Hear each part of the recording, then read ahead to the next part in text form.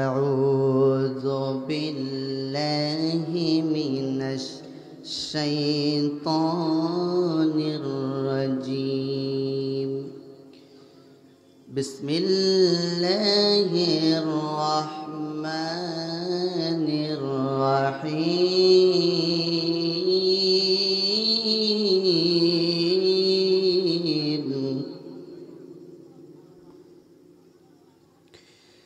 هو الذي أرسل رسوله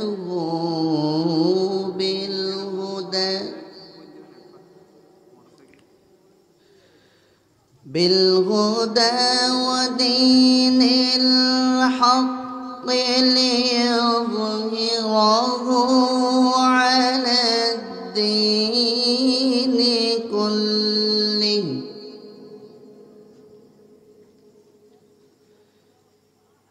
على الدين كله ولو كره المشركون. الله أكبر. بسم الله الرحمن الرحيم. إن الله وملائكته يصلون على النبي يا أيها الذين آمنوا صلوا عليه وسلموا تسليما. জবান খুলে পড়ুন আল্লাহুম্মা সাল্লি আলা মাওলানা মুহাম্মদ ওয়া আলা আলি সাইয়্যিদিনা হাবিবিনা اللهم صل على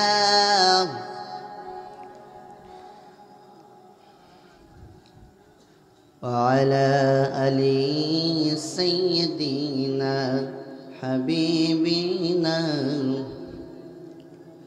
মনটা যদি হইতো পুবাল হাওয়া হয়তো কোন সবুর কবুতর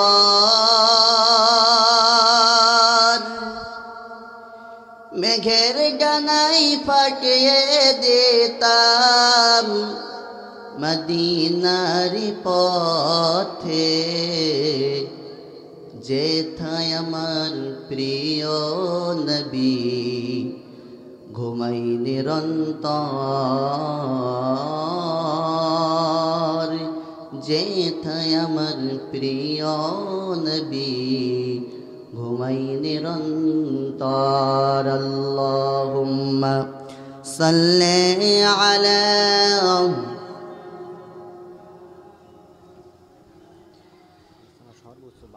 وعلى آل سيدنا حبيبنا সবাই পড়ুন বালাগাল উলা বিকামালিহি কাশাফাত তুজা বিজামালিহি হাসনাত জামিউ খিসালিহি সাল্লাল্লাহু। আমি যদি কখনো তায়েফে যাই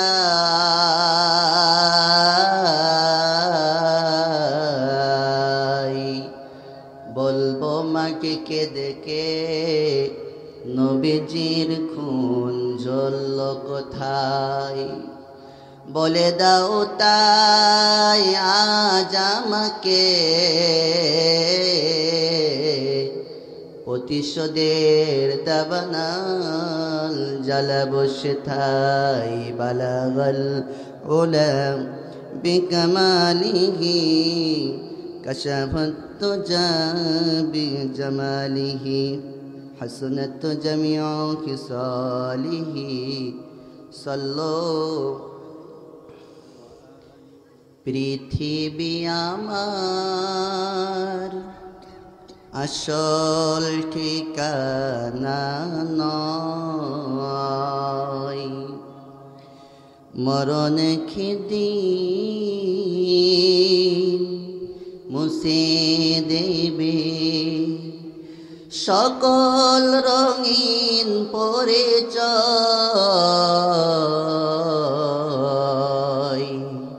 পৃথিবী আমার ঐতিহ্যবাহী গণেশপুর বাইতুল আমান জামে মসজিদ কর্তৃক আয়োজিত প্রথম বাৎসরিক তাফসিরুল কোরআন মাহফিলের সম্মানিত সভাপতি আলহাজ আতিয়া রহমান আতা আল্লাহু উমরাহু ওয়া বারাকাল্লাহু ফি হায়াতি, সকলে বলছে আল্লাহুম্মা আমিন।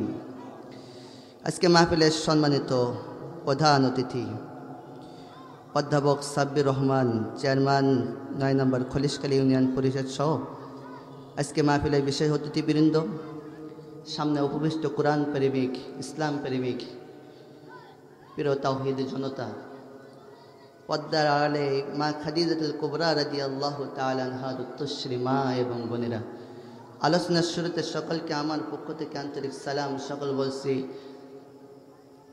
আন্তরিক সালাম, আসসালামু আলাইকুম ওয়া রাহমাতুল্লাহি ওয়া বারাকাতুহু। শুকরিয়া জ্ঞাপন করছি রব্বুল আলামিনের দরবারে যে রব্বুল আলামিন আপনাকে আমাকে অত্যন্ত ভালোবেসে মায়া করে মহব্বত করে একটা সুন্দর পরিবেশে জান্নাতুল বাগানে বসার মতো আসার মতো তৌফিক দান করেছেন। সে মহান মালিকের দরবারে দিল থেকে শুকরিয়া জ্ঞাপন করছি, বলছে আলহামদুলিল্লাহ। আপনারা এখানে আসতে পেরে খুশি না বেজার? সবাই বলেন খুশি না বেজার? যদি হন খুশি, মুখে নিয়ে হাসি, উঁচু করে কল্লা দুই হাত টান টান করে মুসলমানের মতো আওয়াজ দিয়ে বলেন আলহামদুলিল্লাহ। দরুদ পাঠ করছি মানবতার মুক্তির দেশের দোজাহানের কাঙ্গেরি সাইয়্যিদুল মুরসালিন খাতামুন নবীন আশরাফুল আম্বিয়া জনাবে মুহাম্মদুর রাসূলুল্লাহ, সকল বলছি সাল্লাল্লাহু আলাইহি ওয়াসাল্লাম। সম্মানিত হাজিরিন, ভূমিকা না বাড়ে সরাসরি আমার আলোচনার ভিতরে আমরা চলে যেতে চাই। সম্মানিত হাজিরিন, আমরা আজকে কি শুনতে এসেছি বলেন? কি শুনতে এসেছেন? কি শুনতে এসেছেন? কোরআন শুনতে এসেছেন, ঠিক কিনা বলেন? কোরআনের কথা শুনতে এসেছেন, ঠিক কিনা? কোরআনের কথা বললে আপনি কি রাগ করবেন? রাগ করবেন? কোরআনের কথা যতদিন পর্যন্ত দুনিয়া থাকবে ততদিন পর্যন্ত কোরআনের কথা চলবে, ঠিক কিনা? কোরআনের কথা বললে এক শ্রেণীর মানুষের গায়ের মধ্যে জ্বালা পড়া শুরু হয়ে যায়, ঠিক কিনা বলেন? জ্বালা পড়া শুরু হয়ে যায় ওই সমস্ত মানুষের যাদের ভিতরে আবু জাহেল, উতবা, উতাইবার রক্ত আছে, তাদের ভিতরে জ্বালা পড়া করা শুরু হয়ে যায়, ঠিক কিনা? কোরআনের কথা বললে তারা যে রাগ করবে যারা কোরআনকে সহ্য করতে পারে না, আলেম ওলামাকে সহ্য করতে পারে না, ভালো কথা চলুক এটা তারা সহ্য করতে পারে না। যতই বাধা দেখবেন সব কোরআনের মাহফিলে, ঠিক কিনা? এখানে যদি নাচ গানের ব্যবস্থা হতো তাহলে কোনো বাধা নেই, কোনো পারমিশন ছিল না। কিন্তু দেখবেন কোরআনের কথা যেখানে চলবে এখান থেকে পারমিশন, ওখান থেকে পারমিশন, ঠিক কিনা? ঠিক কিনা বলেন? তো আজকে আমরা সরাসরি কোরআন থেকে আমরা আলোচনা করব। কোরআন থেকে কি করব? আলোচনা করব। কোরআন থেকে আলোচনা করার পরে যদি কেউ আও শব্দ করে, মনে করতে হবে ওটা ওয়ালিদ বিন মুগিরার উত্তরসূরি, ওটা বুঝে আসছে? কোরআন শুনতে এসেছে, কোরআন দিয়ে কথা হবে ইনশাআল্লাহ।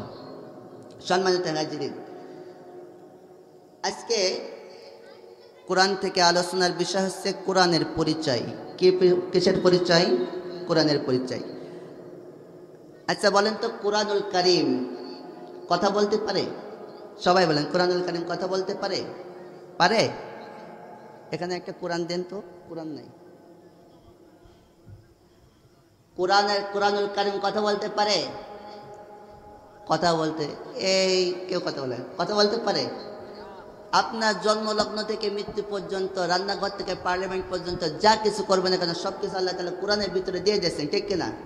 কোরআনুল কারীম কথা বলতে পারে না, আমরা শুনতে পাই না, তাই না? তাহলে আজকে কোরআনুল কারীম কথা বলতে পারে না, কিন্তু সব কিছু আল্লাহ তাআলা দিয়ে দিচ্ছেন।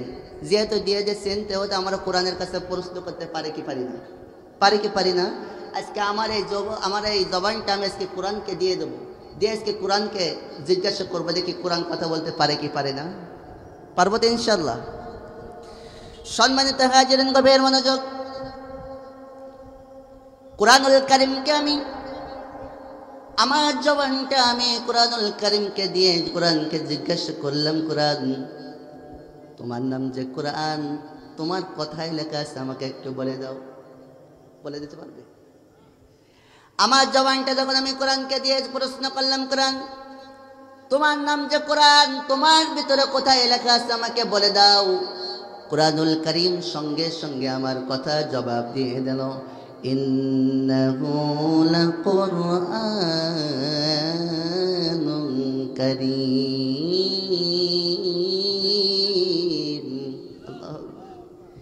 সঙ্গে সঙ্গে কোরআনুল কারীম আমার কথা জবাব দিয়ে দিল, ইন্নাহু লাকুরআনুন কারীম, আমার হচ্ছে কোরআনুল কারীম। 2 নাম্বার কোরআনকে আমি জিজ্ঞাসা করলাম, কোরআন মেনে নিলাম তোমার নাম কোরআনুল কারীম, তুমি তো দুনিয়ার বুকে আইছো, দুনিয়ার বুকে আসার আগে তুমি কোথায় ছিলে আমাকে একটু বলে দাও। জবানটা যখন কোরআনকে দিয়ে 2 নাম্বার প্রশ্ন করলাম, কোরআন দুনিয়ার বুকে আসার আগে কোথায় ছিলে? কোরআনুল কারীম সঙ্গে সঙ্গে আমার কথা জবাব দিয়ে দিল, বাল হুয়া কুরআনুম মাজিদ ফি লাউহিন মাহফুজ।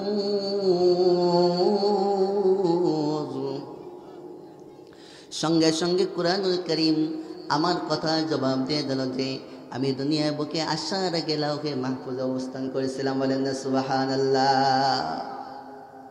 মানে নাম তোমার নাম কোরআনুল কারীম, দুনিয়ার বুকে আসার আগে তুমি লাউহে মাহফুজে ছিলে। ও কোরআন, 3 নাম্বার তোমার কাছে আমি প্রশ্ন করলাম, কোরআন তুমি তো লাউহে মাহফুজে ছিলে, এবার আমাকে একটু বলে দাও দুনিয়ার বুকে কখন এসেছো, দিনের বেলা এসেছো কি রাতের বেলা এসেছো, আমাকে একটু বলে দাও। কোরআনুল কারীম সঙ্গে সঙ্গে আমার কথা জবাব দিয়ে দিল, ইন্না আনজালনাহু ফি লাইলাতিল কদর, আমি পবিত্র কোরআনুল কারীম লাইলাতুল কদরের রাতে আমি দুনিয়ার বুকে এসেছিলাম। সুবহানাল্লাহ।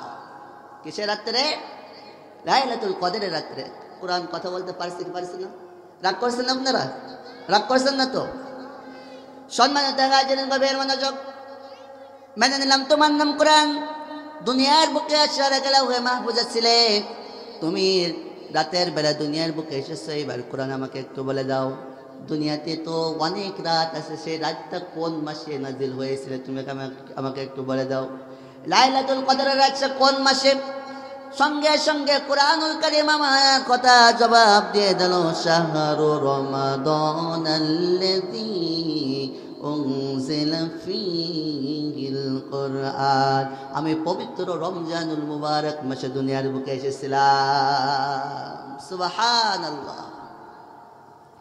সম্মানিত হাজিরিন, গভীর মনোযোগ।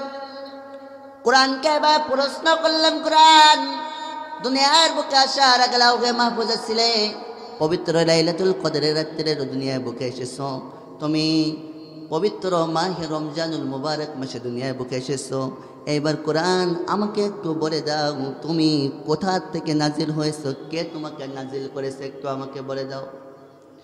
কোথা থেকে নাজিল হয়েছে, কে তোমাকে নাজিল করলো আমাকে একটু বলে দাও। কোরআনুল কারীম সঙ্গে সঙ্গে আমার কথা জবাব দিয়ে দিল, তানজিলুম মিম্মান খালাকাল আরদা ওয়াস সামাওয়াতিল উলা, আসমান জমিন সৃষ্টি করেছেন যিনি, আমাকে নাজিল করেছেন তিনি। সুবহানাল্লাহ। আসমান জমিন যিনি সৃষ্টি করেছেন আমাকেও তিনি নাজিল করেছেন। বলেন না সুবহানাল্লাহ। মেনে নিলাম কোরআনুল কারীম তোমার নাম কোরআন, দুনিয়ার বুকে আসার আগে লাউহে মাহফুজে ছিলেন, পবিত্র লাইলাতুল কদরের রজনীতে দুনিয়ার বুকে এসেছো, তুমি পবিত্র মাহে রমজানুল মুবারক মাসে দুনিয়ার বুকে এসেছো। কোরআন এবার আমাকে একটু বলে দাও তুমি যে কার ওপর অবতীর্ণ হয়েছে, কার ওপর নাজিল হয়েছে আমাকে একটু বলে দাও। কোরআনুল কারীম সঙ্গে সঙ্গে আমার কথা জবাব দিয়ে দিল, আমিনু বিমা নুজিলা আলা মুহাম্মাদ ওয়া হুয়াল হক মির রাব্বিহিম, ঈমান আনো ওই সমস্ত কিতাবের ওপর যেটা মুহাম্মদ রাসূলুল্লাহ সাল্লাল্লাহু আলাইহি ওয়াসাল্লামের উপর নাজিল হয়েছে। সুবহানাল্লাহ। কোরআনুল কারীম বলেন তো উত্তর দিতে পারছে কি পারছে না? জবানটা কিন্তু আমি কোরআনকে দিয়ে দিছি, ঠিক কিনা? সম্মানিত হাজিরিন গভীর মনোযোগ। 7 নাম্বার প্রশ্ন করলাম, কোরআন দুনিয়ার বুকে কেন এসেছে, কি উদ্দেশ্য তোমার? তোমার তো একটা উদ্দেশ্য থাকা উচিত, ঠিক কিনা? তুমি তো দুনিয়ার বুকে এসেছো, সব কিছু প্রশ্ন উত্তর দিচ্ছ। আর তুমি দুনিয়ার বুকে এসেছো কি উদ্দেশ্য নিয়ে এসেছো, কিসের জন্য এসেছো? প্রশ্ন করলাম যখন কোরআন দুনিয়ার বুকে কেন এসেছো, কি উদ্দেশ্য নিয়ে তুমি দুনিয়ার বুকে এসেছো? কোরআনুল কারীম সঙ্গে সঙ্গে আমার কথা জবাব দিয়ে দিল, তুখরিজান নাস মিনাজ যুলুমাতি ইলান নূর।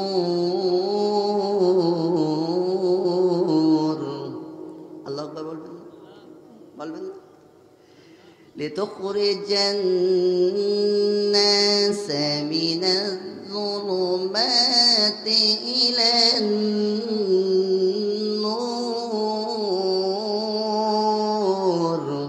কারীম সঙ্গে সঙ্গে আমার কথা জবাব দিয়ে দিল, গোটা পৃথিবীর মানুষ, গোটা বিশ্ব মানুষ অন্ধকারের ভিতরে মধ্যে ঢুকে আছে, অন্ধকারের মধ্যে ডুবে আছে। আমি কোরআনুল কারীম সেই অন্ধকারের ভিতর থেকে আমি তাদেরকে টেনে হিসড়ে আলোর পথ দেখানোর জন্য আমি দুনিয়ায় বুকে এসেছি। বলেন সুবহানাল্লাহ। কিসের জন্য? গোটা পৃথিবীর মানুষ দেখতে পাচ্ছি সবাই অন্ধকারের ভিতরে ঢুকে আছে, সেই অন্ধকারের পথ থেকে আমি আলোর পথ দেখানোর জন্য কোরআনুল কারীম দুনিয়ার বুকে এসেছি। বলেন না সুবহানাল্লাহ। এখন অন্ধকার হচ্ছে কি? এই যে রাতের অন্ধকার, এটা বলেন তো, রাতের অন্ধকার এটা না। অন্ধকার কি? অন্ধকার হচ্ছে সমাজতন্ত্র, ধর্ম নিরপেক্ষতাবাদ, জাতীয়তাবাদ, মানুষের তৈরি করা মতবাদ, এটা হচ্ছে অন্ধকার। একমাত্র আলোর পথ হচ্ছে কোরআনের পথ, ঠিক কিনা? কোরআনের পথ হচ্ছে একমাত্র সঠিক পথ, একমাত্র আলোর পথ। সম্মানিত হাজিরিন গভীর মনোযোগ। কোরআনুল কারীমকে এবার আমি জিজ্ঞাসা করলাম, কোরআন তুমি যে মানুষদেরকে আলোর পথ দেখিয়েছো, আলোর পথ দেখানোর ফায়দা কি আমাকে একটু বলে দাও, কি ফায়দা? কোরআনুল কারীম সঙ্গে সঙ্গে আমার কথা জবাব দিয়ে দিল, ফামান তাবিআ হুদায়া ফালা খাউফুন আলাইহিম ওয়ালা হুম ইয়াহজানুন। এই কোরআনকে যদি মানো, পরিবারে যদি মানো, সমাজে যদি মানো, রাষ্ট্রে যদি মানো, জীবনে যদি সব জায়গায় যদি কোরআনুল কারীম মানো, আল্লাহ সুবহানাহু ওয়া তাআলা বলেন ওয়ালা হুম ইয়াহজানুন, তোমাদের কোনো চিন্তা নাই, তোমাদের কোনো পেরেশান নাই। বলেন না সুবহানাল্লাহ। ফায়দা দেখছো? যদি এটা যদি পরিবারে মানো, সমাজে মানো, রাষ্ট্রে মানো, পৃথিবীর সব জায়গায় যদি কোরআনকে যদি তোমরা মানো, তাহলে তোমাদের কোনো চিন্তা নেই, আমি আল্লাহ তোমাদের জন্য যথেষ্ট। বলেন না সুবহানাল্লাহ। কোরআনুল কারীমকে জিজ্ঞাসা করলাম, কোরআন এইবার কোরআন তুমি আমাকে বলে দাও, ও কোরআন তোমার মধ্যে কি কোনো রাজনীতি আছে? এবার হুজুর মনে রাজনীতি করা শুরু করে দিয়েছে, ঠিক কিনা? কোরআনের ভিতরে রাজনীতি আছে কি নাই? আছে কি নাই? আমি নিজেও রাজনীতি করিও না, পছন্দ করি না, এরকম পচা রাজনীতি আমি করতে পছন্দ করি না। কোরআনকে আমি জিজ্ঞাসা করলাম, কোরআন যেহেতু আমরা দুনিয়ার বুকে এসেছি, আমাকে তো রাজনীতি করতে হবে, তাহলে তোমার ভিতরে কোন রাজনীতি আছে আমাকে একটু বলে দাও। কোরআনুল কারীম সঙ্গে সঙ্গে আমার কথা জবাব দিয়ে দিল, ওয়ানাজ্জালনা আলাইকাল কিতাবা তিবয়ানাল লিকুল্লি শাইইন ওয়া হুদান ওয়া রাহমাতান ওয়া বুশরা লিল মুসলিমিন।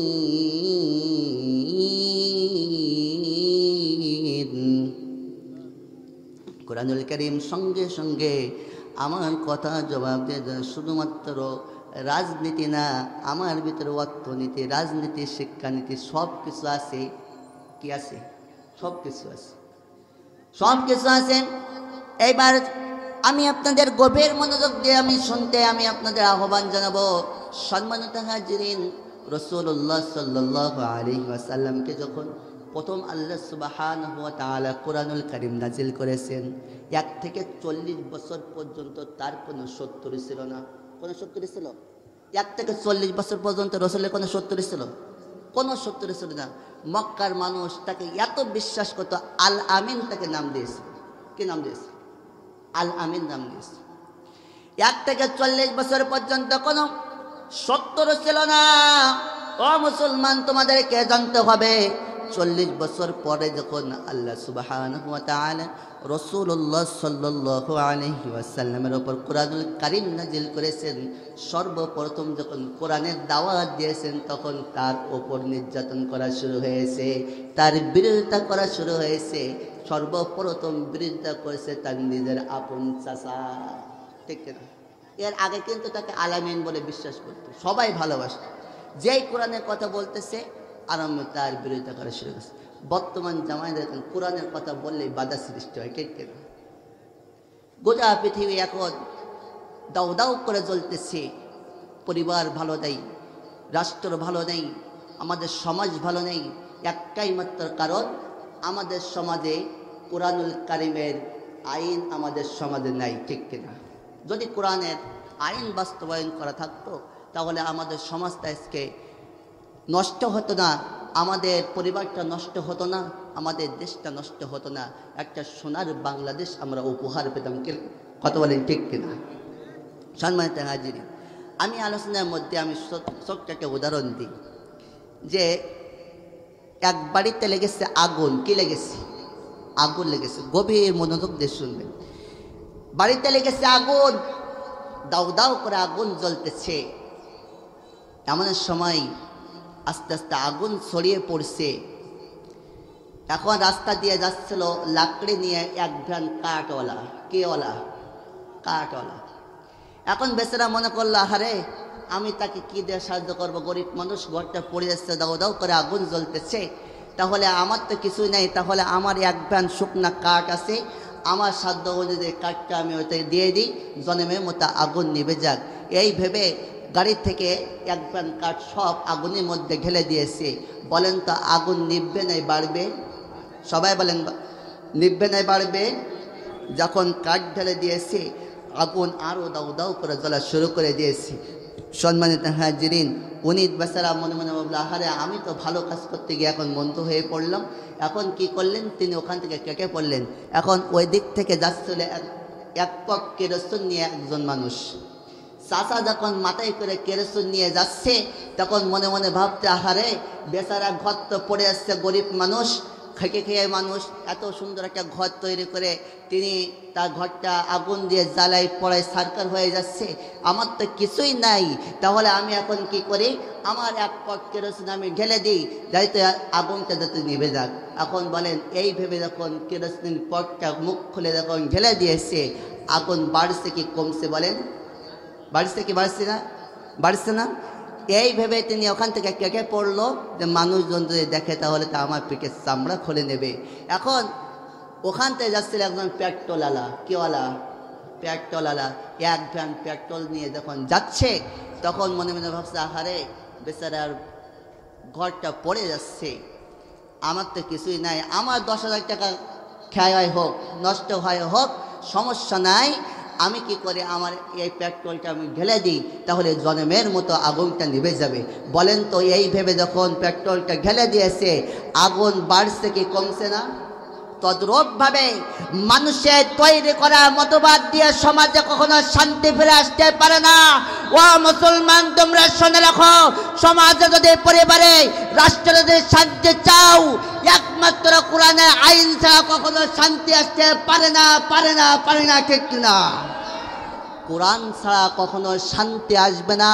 কোরআন বাদ রেখে আপনারা মানুষের তৈরি করা মতবাদ সৃষ্টি করবেন, সমাজ আস্তে আস্তে ওই পেট্রোল আলার মতো দাউ দাউ করে আগুন জ্বলে সরকার হয়ে যাবে। ঠিক কিনা? কোরআনের সাথে বেয়াদবি করবেন, হিরো এসে বেয়াদবি করবেন, কোরআনটাকে এক টান মেরে হিরো থেকে জিরো বানিয়ে দেবে, ঠিক কিনা? আর যারা জিরো থেকে কোরআনকে সম্মান করবেন, ভালোবাসবেন, কোরআনটাকে এমন জায়গায় পৌঁছাই দেবে, জিরো থেকে তাকে হিরো বানিয়ে দেবে। বলেন না সুবহানাল্লাহ। সম্মানিত হাজিরান, গভীর মনোযোগ। বাস্তব জীবনে ইতিহাসটা আপনারা খুলে রাখেন, কেমন করে কোরআনকে ভালোবাসলে, কোরআনকে মহব্বত করলে সমাজে শান্তি ফিরে আসে। কেমন করে কোরআনকে ভালোবাসলে, কোরআনকে মহব্বত করলে কেমন করে জিরো থেকে এই কোরআনটাকে হিরো বানিয়ে দেয়। বাস্তব জীবনে যদি আপনারা তাকিয়ে দেখেন, তাহলে বাস্তব জীবনে হযরত ওমর রাদিয়াল্লাহু তাআলা আনহুর ইতিহাস খুলে দেখুন। ওমর রাদিয়াল্লাহু তাআলা আনহু যখন রাসূলুল্লাহ সাল্লাল্লাহু আলাইহি ওয়াসাল্লামকে যখন মারতে যাচ্ছেন, এমন সময় পথে তার বন্ধুর সঙ্গে দেখা। বন্ধু বলতেছে, কোথায় যাচ্ছ? বলতেছে, এই সমাজে নাকি নতুন ধর্ম চালু করার জন্য মুহাম্মদ, নাকি আব্দুল্লাহ বেকে মুহাম্মদ নতুন ধর্ম চালু করতেছে, আমি মুহাম্মাদের কল্লা কাটতে যাচ্ছি। তখন বন্ধু বলতেছে, ওমর তুমি শুনে রাখো, মুহাম্মাদের কল্লা কাটার আগে তুমি বাড়িতে চলে যাও, গিয়ে দেখো তোমার বোন আর তোমার ভগ্নিপতি মুসলমান হয়ে গেছে। সুবহানাল্লাহ। এই শুনে ওমর রাদিয়াল্লাহু তাআলা আনহু তেলে বেগুনে জ্বলে গেলেন। রাসূলুল্লাহ সাল্লাল্লাহু আলাইহি ওয়াসাল্লামকে মারা বাদ দিয়ে সুদা ভগ্নিপতি বাড়িতে চলে গেলেন। গিয়ে দেখেন দরজা বন্ধ করে ওমর রাদিয়াল্লাহু তাআলা আনহুর তাহার বোন ফাতেমা আর ভগ্নিপতি কুরআনুল কারীম সূরাত তাহা নাজিল, তাহা সুন্দর করে তেলাওয়াত করতেছেন। ওমর রাদিয়াল্লাহু তাআলা আনহু তার এই কুরআনুল কারীম শোনার কারণে তিনি কি করলেন, টেলিভিশনে চলে গিয়ে এক পর্যায়ে তাকে মারধর করা শুরু করে দিল। মারধর করা যখন শুরু করে দাও, এক পর্যায়ে কোরআনের নূর তার অন্তরে ঢুকে গেল। ঢুকে যাওয়ার সঙ্গে সঙ্গে ওমর রাদিয়াল্লাহু তাআলা বলেন, ফাতেমা তুমি কুরআনুল কারীম ছেড়ে দাও।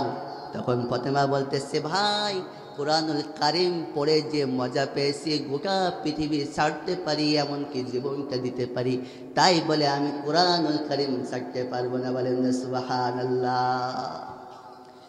ওমর রাদিয়াল্লাহু তাআলা যখন কোরআনের নূর অন্তরের ভেতরে আল্লাহ সুবহানাহু ওয়া তাআলা ঢোকাই দিলেন, তখন ওমর রাদিয়াল্লাহু তাআলা বললেন, কে এত মজা, আমিও শিখতে চাই, আমিও পড়তে চাই। তখন ফাতেমা বলতেছে, তোমাকে এইভাবে পড়লে হবে না, তোমাকে আগে পাক পবিত্র হতে হবে, তোমাকে মুসলমান হতে হবে, তারপর তুমি কুরআনুল কারীম পড়তে পারবা। ওমর রাদিয়াল্লাহু তাআলা কি করলেন, বললেন, ঠিক আছে আমি মুসলমান হতে চাই, আমিও পাক পবিত্র হতে চাই, আমিও কুরআনুল কারীম আমিও পড়তে চাই। ওমর রাদিয়াল্লাহু তাআলা সুন্দর করে গোসল করে যখন মুহাম্মদ রাসূলুল্লাহ সাল্লাল্লাহু আলাইহি ওয়াসাল্লামের দরবারে চলে গেলেন, গিয়ে মুহাম্মদের হাতে হাত রেখে মুসলমান হলেন। হাত রেখে মুসলমান হয়ে রাসূলুল্লাহ সাল্লাল্লাহু আলাইহি ওয়াসাল্লামকে জিজ্ঞাসা করলেন, ইয়া রাসূলুল্লাহ, ইয়া হাবিবাল্লাহ, আমি তো মুসলমান হয়ে গেছি, এখন আমি আপনার কাছে প্রশ্ন করতে চাই, ইয়া রাসূলুল্লাহ, ইয়া হাবিবাল্লাহ, এই কোরআন কি সত্য নাই? তাহলে মুহাম্মদ রাসূলুল্লাহ সাল্লাল্লাহু আলাইহি ওয়াসাল্লাম বলেন, ওমর হ্যাঁ এটা সত্য, এটা সত্য কিতাব। বলেন, আমরা যে দিন গ্রহণ করেছি এই দিন কি সত্য নাই? ইন্নাদ দীনা ইনদাল্লাহিল ইসলাম, আল্লাহ সুবহানাহু ওয়া তাআলার কাছে একমাত্র মনোনীত দিন হচ্ছে ইসলাম, এই দিনকে সত্য নাই। তখন মুহাম্মদ রাসূলুল্লাহ সাল্লাল্লাহু আলাইহি ওয়াসাল্লাম বলেন, হ্যাঁ ওমর, এই দিন হচ্ছে সত্য, এই কিতাব হচ্ছে সত্য, এই পথ হচ্ছে ইসলামের পথ, এই পথ হচ্ছে সত্যের পথ। ওমর রাদিয়াল্লাহু তাআলা আনহু বলেন, ইয়া রাসূলুল্লাহ, ইয়া হাবিবাল্লাহ, তাহলে আর কোনো চিন্তা নাই, কোনো প্রেশার নাই, আজকের থেকে আর গোপনে দাওয়াত হবে না, আজকের থেকে প্রকাশ্যে দাওয়াত হবে। বলেন না সুবহানাল্লাহ। তাহলে দেখছেন এই কোরআনের সংস্পর্শে এসে ওমর রাদিয়াল্লাহু তাআলা আনহু কি হয়েছেন, জিরো থেকে হিরো হয়েছে কিনা? সাহস আছে কিনা? সেই ওমর রাদিয়াল্লাহু তাআলা আনহুর জামানায় অদ্য জাহানের খলিফা ছিলেন। ওমর রাদিয়াল্লাহু তাআলা আনহুর জামানায় তিনি যখন ক্ষমতা লাভ করলেন, অদ্য জাহানের প্রেসিডেন্ট, এমন সময় ওমর রাদিয়াল্লাহু তাআলা আনহু বলেন, তাহার একটা শহর ছিল হামস শহর। কি শহর? গভীর মনোযোগ দিয়ে শুনতে হবে। কোরআনের কথা শুনতেছি। দেখেন, কোরআনকে যদি ভালোবাসেন, কোরআনকে যদি মহব্বত করেন, তাহলে এই কোরআন আপনার কোথায় নিয়ে যাবে, এত মজা পাবেন, এমনকি ফাঁসির মঞ্চে পর্যন্ত হাসি মুখে জীবনটা বিলিয়ে দেবেন, তারপর কোরআন ছাড়তে পারবেন না। কোরআন এমন একটি মজেজা, বলেন না সুবহানাল্লাহ। কেমন করে ওমর রাদিয়াল্লাহু তাআলা আনহু জামানায় হাম শহরে গভর্নর করে পাঠাবেন, কাকে পাঠাবেন? ওমর রাদিয়াল্লাহু তাআলা আনহু মনে মনে ভাবলেন, হামসের মানুষজন অত্যন্ত ভালো, অত্যন্ত ধর্মভীর, তাহলে ওখানে যাইতে গভর্নর করে পাঠালে হবে না। মনে মনে চিন্তা করলেন, ওখানে যদি গভর্নর করতে হয় তাহলে সাঈদ ইবনে আমর রাদিয়াল্লাহু তাআলা আনহুকে গভর্নর করতে হবে। সাঈদ ইবনে আমর রাদিয়াল্লাহু তাআলা আনহুকে ডাকা হলো, বললেন, হে সাঈদ, তোমাকে আমি হামসের গভর্নর নিযুক্ত করলাম। হামসের জনগণ কিন্তু অত্যন্ত ভালো, অত্যন্ত ইসলাম প্রিয়, তুমি তাদেরকে দেখাশোনা করবে, তোমার এই দায়িত্ব দিলাম। ওমর রাদিয়াল্লাহু তাআলা আনহু যখন গভর্নরের দায়িত্ব দিলেন, ওমর রাদিয়াল্লাহু তাআলা আনহু যখন গভর্নরের দায়িত্ব দিলেন, তখন সাঈদ ইবনে আমর রাদিয়াল্লাহু তাআলা আনহু দায়িত্ব পালন করা শুরু করে দিল। এক নাই, দুই নাই, এক এক করে 6টা মাস কেটে গেল। কয়টা মাস? 6টা মাস কেটে গেল।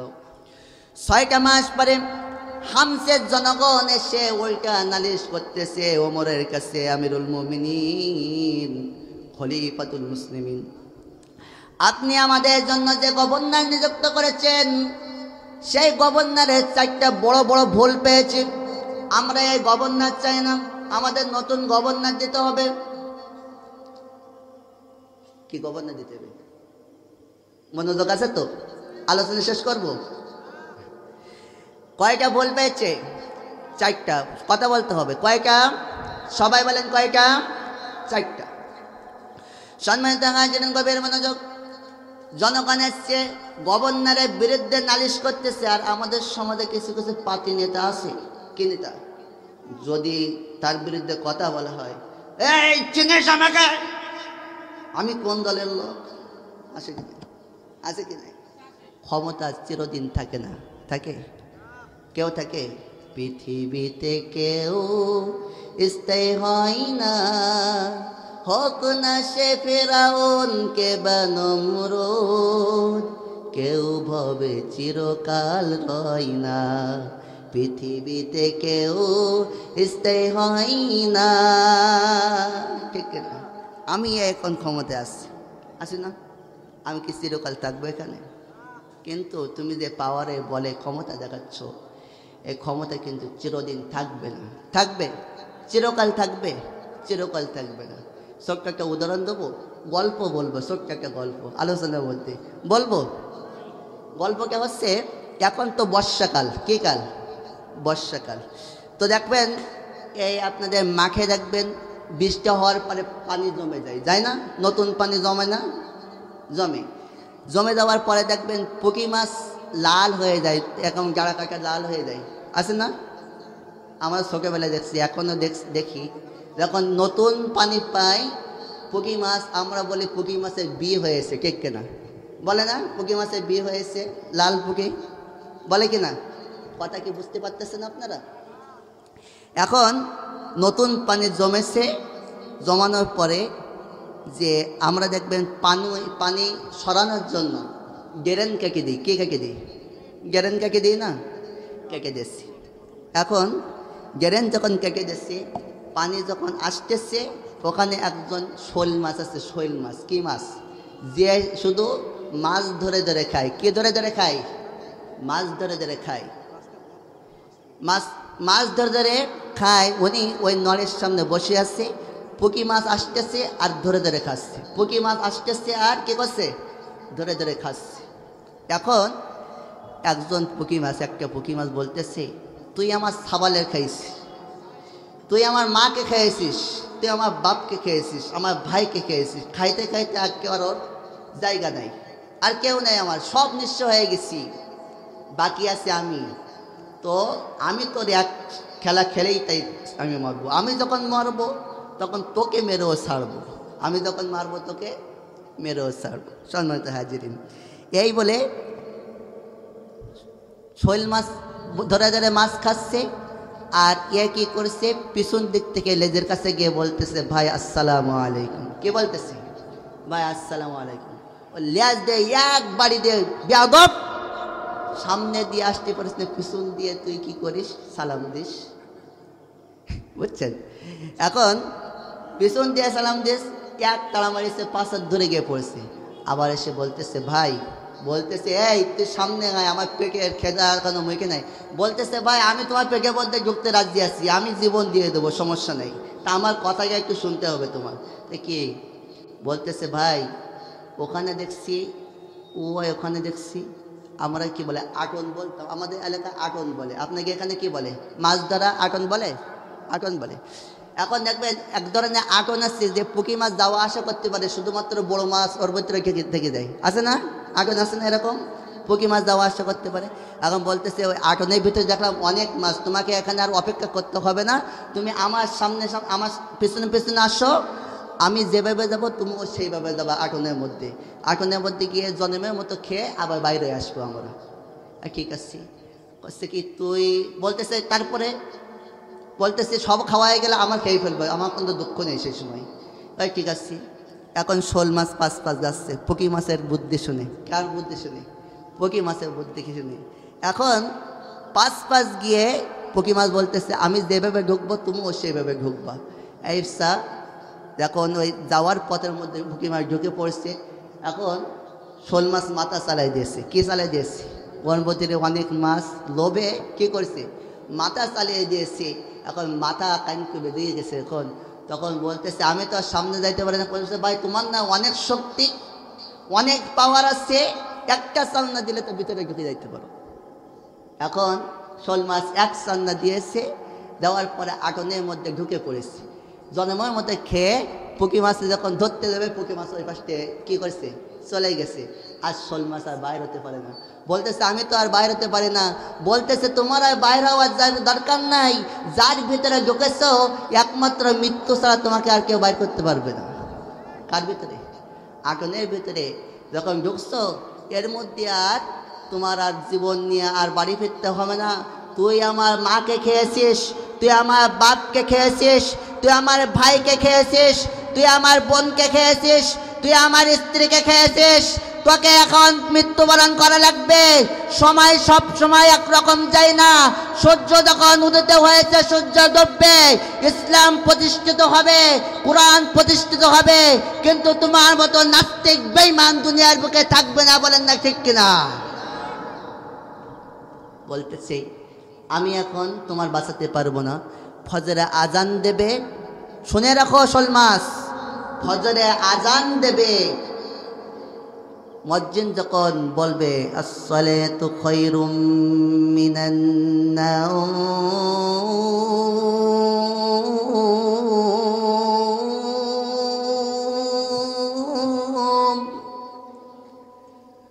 আসসালাতু খায়রুম মিনান নাওম।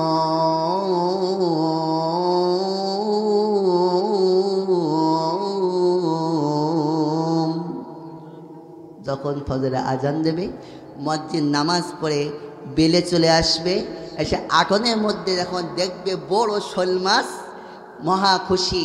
আটনটা নিয়ে বাড়িতে গিয়ে স্ত্রীকে বলবে, স্ত্রী সুন্দর করে এইটা কি করো, ঝোল করো, আজকে নাক ডুবিয়ে দাড়ি ভিজে আজকে সুন্দর করে কয়েকটা ভাত খাবো।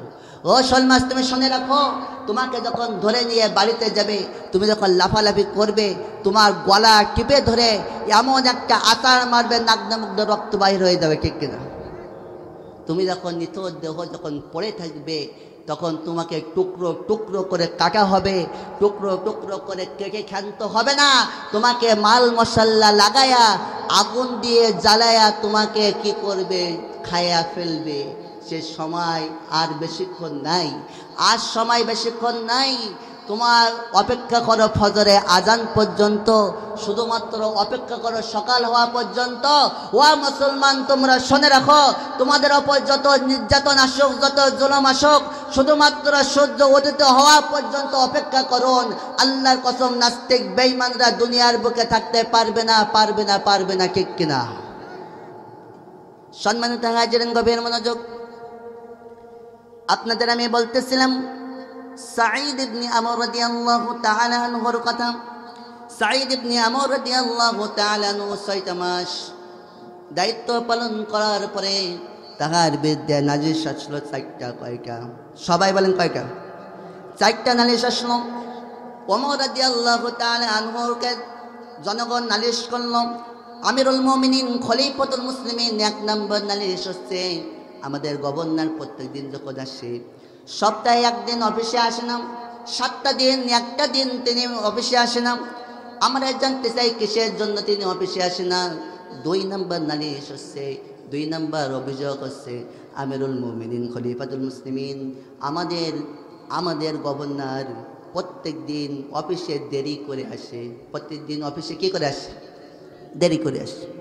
3 নম্বর অভিযোগ হচ্ছে, আমিরুল মুমিনিন খলিফাতুল মুসলিমিন আমাদের গভর্নর সন্ধ্যার পরে বাড়িতে গেলে দরজা খোলে না, কথাও বলে না।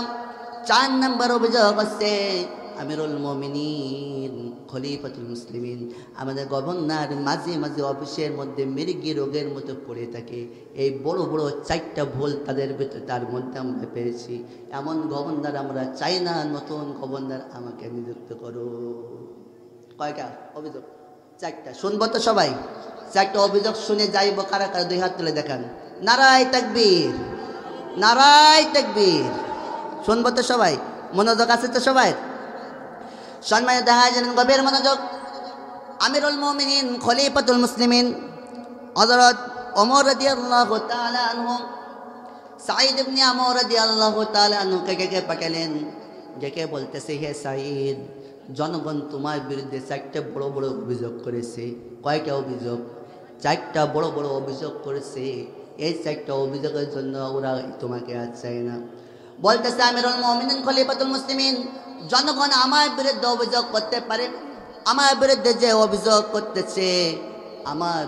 অভিযোগ করতেছে, এই জ্বলন্ত প্রমাণ ও এই জ্বলন্ত জবাবও আমার কাছে আছে। বলেন না সুবহানাল্লাহ, বলেন না সুবহানাল্লাহ। 4টা প্রশ্নের জবাবও আমার কাছে আছে। 4টা প্রশ্নের জবাব আমরা কারা কারা শুনে বাড়ি যেতে চাই? 2 হাত তুলে দেখান, 2 হাত তুলে দেখান। নারায়ে তাকবীর। সম্মানিত হাজিরিন, গভীর মনোযোগ। একটু কালিমা জিকির করে, লা ইলাহা ইল্লাল্লাহ।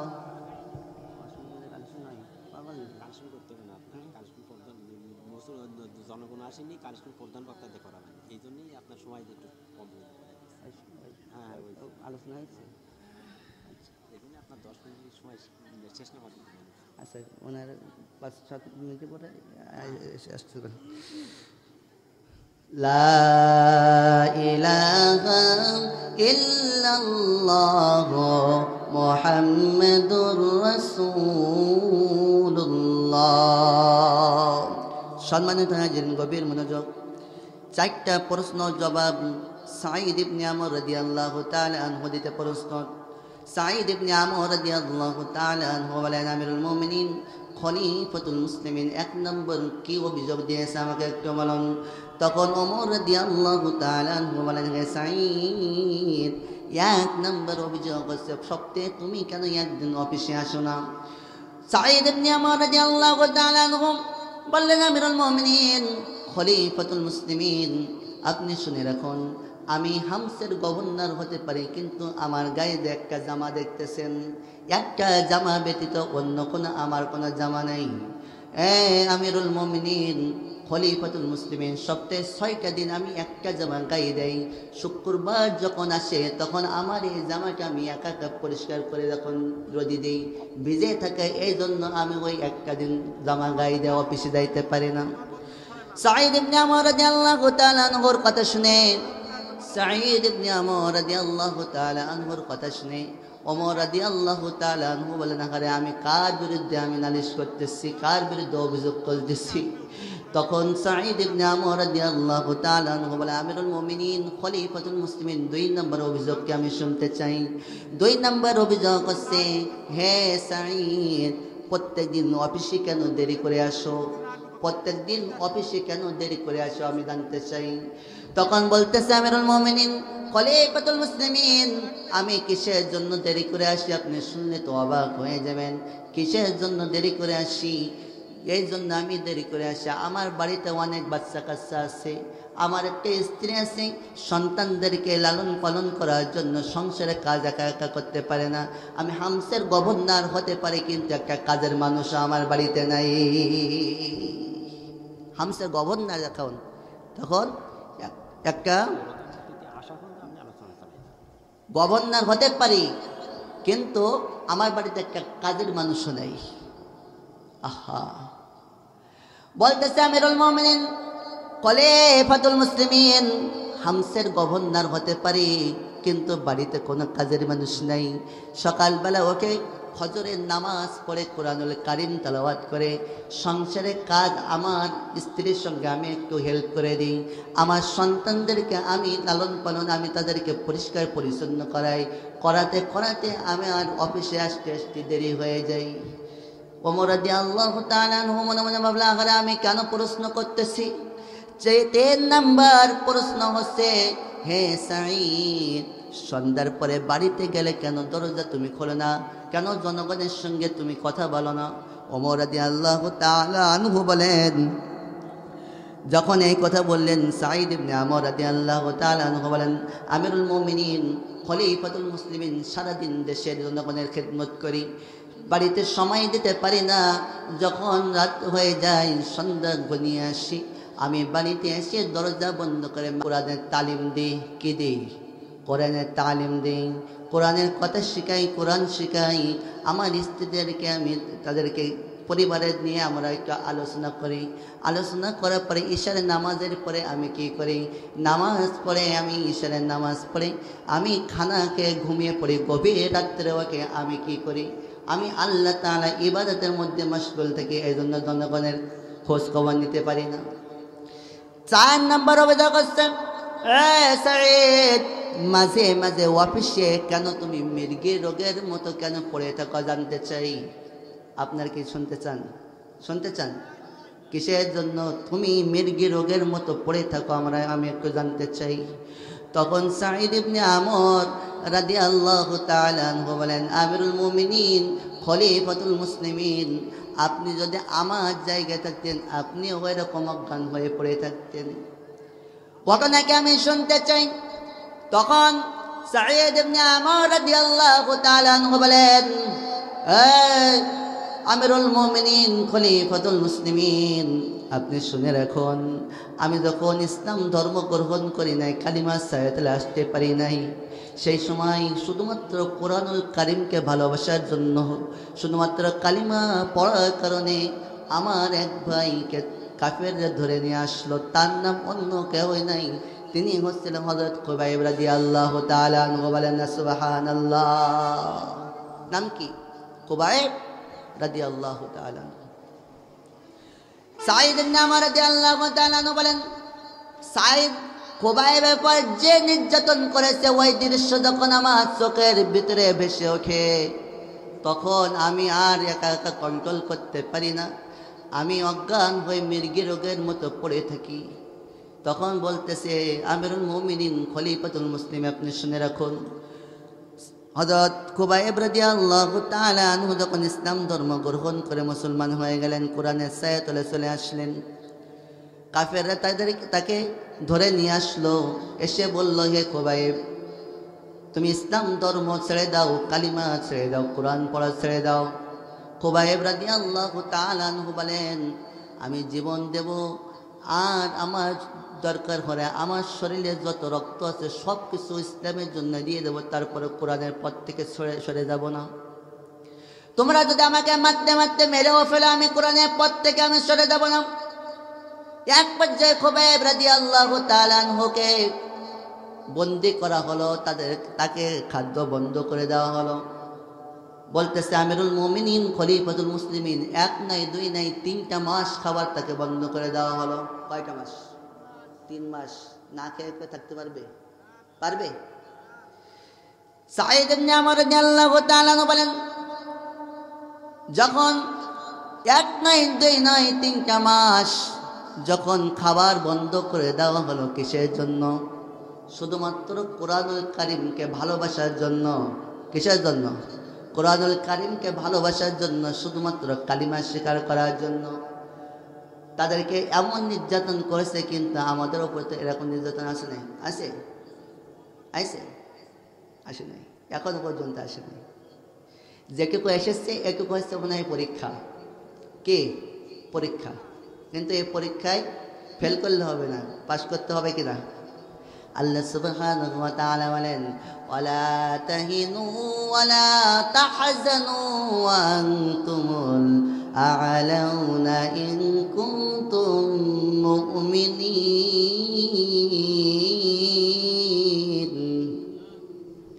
ও দুনিয়ার বান্দারা, হে আমার মুমিন মুসলমানরা, আল্লাহ সুবহানাহু ওয়া তাআলা বলেন, হে আমার মুমিনেরা, তোমরা শুনে রাখো, তোমাদের কোনো চিন্তা নেই, তোমাদের কোনো পেরেশান নাই।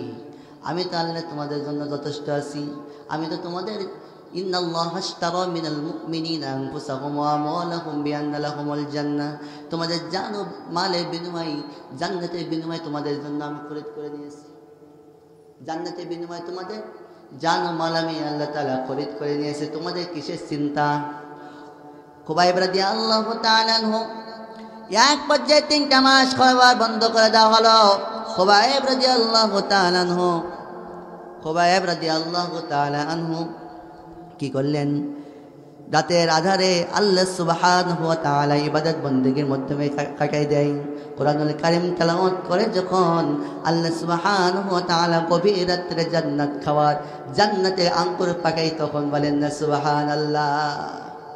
মানুষ বন্ধ করলে কি হবে? আল্লাহ তো আমার জন্য যথেষ্ট আছে, ঠিক কিনা? আল্লাহ তো নিজেই বলছে, ওয়ালা তাহজানু ওয়া আনতুম লা আলাউনা ইন কুনতুম মুমিনিন। কোনো চিন্তা নেই, কোনো পেরেশান নেই। সুবহানাল্লাহ। সম্মানিত হাজিরিন, গভীর মনোযোগ। যখন এক পর্যায়ে 3টা মাস পরে কাফেররা জানতে পারলো গভীর রাত্রে খুবাইবের আল্লাহ খুবাইবের জন্য জান্নাত থেকে আঙ্গুর পাঠায়, তখন খুবাইবকে বললেন, এইভাবে তাকে এইভাবে বন্দি করা যাবে না। খুবাইবকে শুলে চড়ায়া তাকে মৃত্যুবরণ করানো হবে। কিসে চড়ায়া? শুলে চড়ায়া, মানে ফাঁসি দিয়া। কি দিয়া? ফাঁসি দিয়া। খুবাইব রাদিয়াল্লাহু তাআলা আনহু তাকে গিয়ে বলতে, খুবাইব, এইভাবে আর তোমাকে রাখা যাবে না, তোমার আল্লাহ তোমাকে জান্নাতি খাবার খাওয়াচ্ছে, আমরা বন্ধ করলে কি হবে? খুবাইবের আল্লাহ তো খুবাইবকে আঙ্গুর পাকিয়ে দেয় জান্নাতি খাবার, ঠিক কিনা? সম্মানিত হাজিরিন, গভীর মনোযোগ। খুবাইব রাদিয়াল্লাহু তাআলা আনহু এক পর্যায়ে তাকে বললে, খুবাইব, তোমাকে মৃত্যুদণ্ড করানো হবে, ফাঁসির মঞ্চে ঝুলতে হবে, প্রস্তুতি হও। খুবাইব রাদিয়াল্লাহু তাআলা আনহু বলেন, আমি প্রস্তুত আছি, মৃত্যুর জন্য আমি প্রস্তুত আছি। বললেন, খুবাইব, জীবনের শেষ ইচ্ছাটা কি? আমাকে একটু বলে দাও, আমাদেরকে একটু বলো, তোমার জীবনের শেষ ইচ্ছা কি? তখন বলতেছে, আমার জীবনে কোনো শেষ ইচ্ছা নেই, একটা মাত্র শেষ ইচ্ছা, যাকে আমার বন্ধু হিসেবে, প্রথম বন্ধু হিসেবে গ্রহণ করেছে আমার রব, আমার সেই রবের দরবারে আমি 2 রাকাত নামাজ পড়তে চাই। বলেন না সুবহানাল্লাহ। কয় রাকাত নামাজ? 2 রাকাত নামাজ। সম্মানিত হাজিরিন, গভীর মনোযোগ। সাঈদ ইবনে আমর রাদিয়াল্লাহু তাআলা আনহু বললেন, আমি এই দৃশ্য দেখতেছি, আর চোখের পানি ছেড়ে দিতে, আর চোখের পানি ধরে রাখতে পারছি না। যখন খুবাইব রাদিয়াল্লাহু তাআলা আনহু যখন 2 রাকাত নামাজ পড়ার জন্য ওযু বানালেন, প্রথম রাকাত অনেক ধীরে ধীরে পড়লেন। দ্বিতীয় রাকাতে তিনি মনে মনে ভাবলেন, আমি যদি আবারও দীর্ঘ করি তাহলে কাফেররা মনে করবে খুবাইব মনে হয় মৃত্যুর ভয়ে নামাজ কি করতেছে, লম্বা করতেছে। এজন্য তিনি কি করলেন, তিনি এক পর্যায়ে নামাজটা সংক্ষিপ্ত করে দিলেন। নামাজ সংক্ষিপ্ত করে তিনি কি করলেন, নামাজ শেষ করে 2 হাত ধরে আল্লাহর দরবারে 2 হাত ধরে বলতেছে, মালিক, জীবনেও কিছুই চাই না, আমি শুধুমাত্র কোরআনের কথা বলার জন্য, কোরআনুল কারীমকে ভালোবাসার জন্য, কালিমা ছায়াতলে আসার জন্য এই বেদুইন কাফেররা আমার উপর নির্মমভাবে নির্যাতন করতেছে। এখন আমি মনে হয় আমি আর বাঁচবো না আল্লাহ। ও আল্লাহ, আমার জীবনে শেষ ইচ্ছা 3টা মাস আমার কলিজার টুকরা মুহাম্মদ রাসূলুল্লাহ সাল্লাল্লাহু আলাইহি ওয়াসাল্লামকে দেখতে পাই না। আল্লাহ, জীবনের শেষ বিদায়ী সালামটুকু মুহাম্মদ রাসূলুল্লাহ সাল্লাল্লাহু আলাইহি ওয়াসাল্লামের দরবারে তুমি পৌঁছাই দাও। বলেন না সুবহানাল্লাহ। দোয়া করলেন। দোয়া করে কি করলেন? ফাঁসির মঞ্চের দিকে চোখ মারা শুরু করে দিল। সবাই কালিমা পড়ে লা ইলাহা ইল্লাল্লাহ।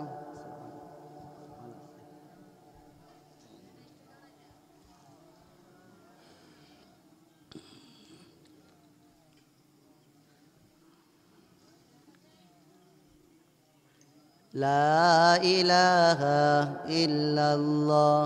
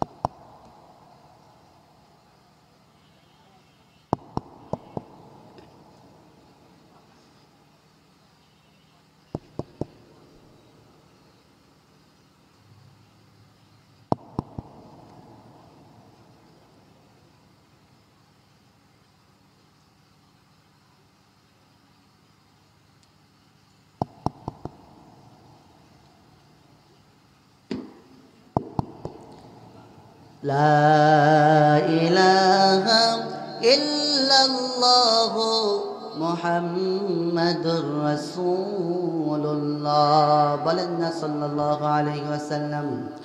সম্মানিত হাজিরিন, গভীর মনোযোগ।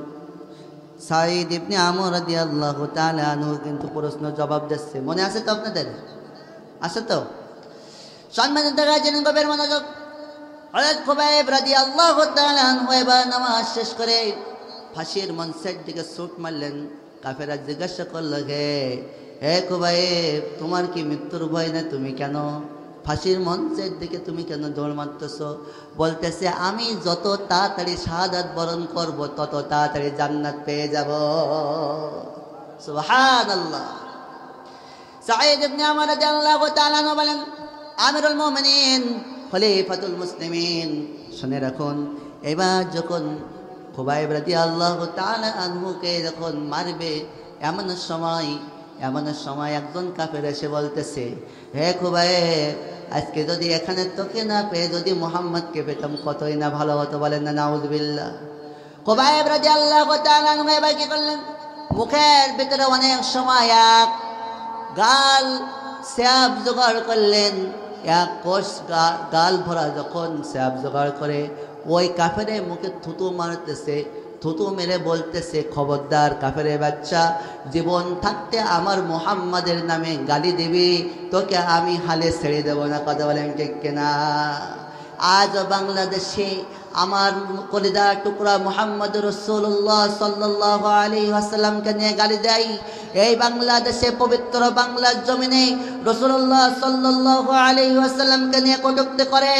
ও বাংলা নাস্তিক বেঈমানরা, তোমরা শুনে রাখো, আল্লাহর জমিনে আল্লাহর দ্বীন কায়েম করার জন্য রাসূলুল্লাহ সাল্লাল্লাহু আলাইহি ওয়াসাল্লামকে কটূক্তি করে যারা কটূক্তি করবে, আল্লাহর কসম তাদের জিহ্বা টেনে কুকুর দিয়ে খাওয়ানো হবে। ঠিক কিনা? কলিজার টুকরা মুহাম্মদকে গালি দিবি, হালে ছেড়ে দেবে বাংলার মুসলমান। ঠিক কিনা? মুসলমানদের শরীরে এক ফোঁটা রক্ত থাকতে মুসলমানদের কলিজার টুকরা মুহাম্মদকে যারা গালি দেবে তাদেরকে বাংলার জমিনে জায়গা দেওয়া হবে না। কথা বলেন ঠিক কিনা? খুবাইব রাদিয়াল্লাহু তাআলা আনহু কে করলেন? যখন মুখে থুতু মেরে বললে, কাফিরের বাচ্চা, আমার শরীরে এক ফোঁটা রক্ত থাকতে তোকে আমি হালে ছেড়ে দেব না, আমার মুহাম্মদকে গালি দিলে। এই পর্যায়ে এবার কি করলেন? একজন কাফের এসে তরবারি নিয়ে খুবাইব রাদিয়াল্লাহু তাআলা আনহুর এক হাতে আঘাত করলো, এক হাত জমিনে পড়ে গেল। খুবাইব রাদিয়াল্লাহু তাআলা আনহু মুস্কি মুস্কি হাসতেছে, বলেন না সুবহানাল্লাহ, বলেন না সুবহানাল্লাহ। কাফেরের বাচ্চারা বলতেছে, খুবাইব মানলাম, হাত থেকে বললো কেন হাসতেছিস? তখন বলতেছে খুবাইব বলতেছে যে হে কাফেরের বাচ্চারা, তোরা শুনে রাখ, এক হাত তোরা আমাকে আঘাত করেছে, আল্লাহ তাআলা জান্নাতে একটা দরজা খুলে দিয়েছে। বলেন না সুবহানাল্লাহ, বলেন না সুবহানাল্লাহ। এক হাত শহীদ করেছিস, আল্লাহ তাআলা জান্নাতে আমার জন্য কি করেছে, একটা দরজা খুলে দিয়েছে। দ্বিতীয় হাতে আঘাত করলো, দ্বিতীয় হাত থেকে পড়ে গেল। তখন খুবাইব রাদিয়াল্লাহু তাআলা আনহু আরো হাসতেছেন। তখন বলতেছে, কেন হাসতেছে? বলছে, আল্লাহ তাআলা আমার জন্য জান্নাতে হোল গিলমানদের জন্য ব্যবস্থা করে দিয়েছে। বলেন না সুবহানাল্লাহ। খুবাইব রাদিয়াল্লাহু তাআলা আনহুকে এক পর্যায়ে ধারণা অস্ত্র দিয়ে যখন মুখের মধ্যে আঘাত করেছে, খুবাইব রাদিয়াল্লাহু তাআলা আনহু জীবনটা নিথর দেহ মাটিতে পড়ে আসছে। ওদিক থেকে মুহাম্মদ রাসূলুল্লাহ সাল্লাল্লাহু আলাইহি ওয়াসাল্লাম সাহাবে কিরামদেরকে নিয়ে তালিম দিতে হঠাৎ করে দাঁড়িয়ে বলতেছে, আসসালামু আলাইকা ইয়া খুবাইব, আসসালামু আলাইকা ইয়া খুবাইব। তখন সাহাবে কিরাম জিজ্ঞাসা করতেছে, ইয়া রাসূলুল্লাহ, ইয়া হাবিবাল্লাহ, খুবাইবকে কেন সালাম দিতেছেন ওকে দাঁড়িয়ে?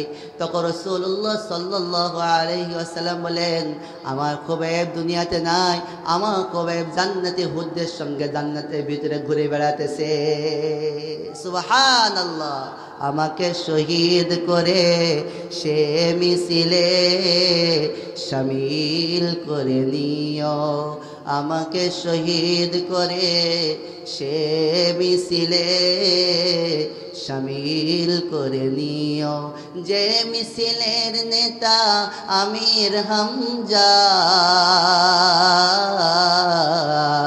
খুবাইব খাবাব আল্লাহর ছেলো যারা অতি প্রিয়, শামিল করে নিও, আমাকে শহীদ করে সে মিছিলে শামিল করে নিও।